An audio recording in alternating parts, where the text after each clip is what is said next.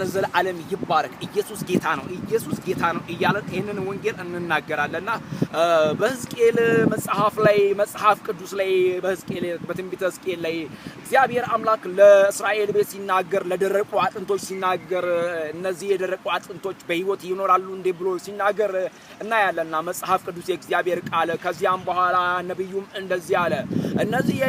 የደረቁ አጥንቶች በሕይወት ይኖራሉ ብሎ ለመናገር መስማት ነበረበትና እንዲያል ጌታ ሆይ አንተ ታውቃለህ አለው በኢየሱስ ክርስቶስ እግዚአብሔር ያቀልናልና የደረቁ አጥንቶች ዛሬም ብዙዎች አሉ ይሄንን ወንጌል ሲሰበክ የማይሰሙ የደረቁ አጥንቶች የሞቱ አጥንቶች ብዙዎች አሉና እግዚአብሔር አንተ ታውቃለህ ባለ ጊዜ እግዚአብሔር አምላክ ቃል ተናገረ ተገጣጠሙ ከዚያም በኋላ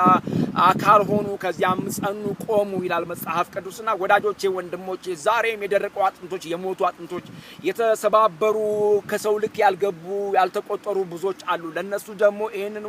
የምስራቹን ቃል መናገር እንዳለብን ይሄንን ወንጌል መናገር እንዳለብን ማውራት እንዳለብን ይሄንን ታላቅ የሆነ የእግዚአብሔርን ኃያልነት መናገር እንዳለብን መጽሐፍ ቅዱስ በጣም ጠንቅቆ ይናገራል እኛም በኢየሱስ ክርስቶስም አምነናል በኢየሱስም ተናገርን ጌታ ለዘላለም ይባረክ ወንጌል ይለውጣል ወንጌል ያሸንፋል ወንጌል ያስመልጣል የእስራኤልን ቤት የደረቁትን የሰበሰበ አምላክ በእግር አጽንቶ ያቆማቸው አምላክ ለሕይወት ያበቃቸው አምላክ ተስፋ የሰጠ አምላክ በኢየሱስ ክርስቶስም ዛሬን ለሀገሬ ህዝቦች ይሄንን ወንጌል አልተቀበላችሁ ወይም ደግሞ ቅዱሳንን ለምታሳድዱ ለዚህ ወንጌል ጠላት ለሆናችሁ በኢየሱስ ክርስቶስም ዛሬም ለናንተም ይሄ የሕይወት ቃል ይድረሳችሁ መዳን በሌላ በማንም የለም እንድንበት ዘንድ ሰዎች ሁሉ የተሰጠ ስም ኢየሱስ ነው የልጁ የኢየሱስ ክርስቶስ ደም ከኃጢአት ሁሉ ያድናል ያነጻል እያልን ይሄንን የምስራቹን ወንጌል እንናገራለን ጌታ ለዘላለም ይባረክ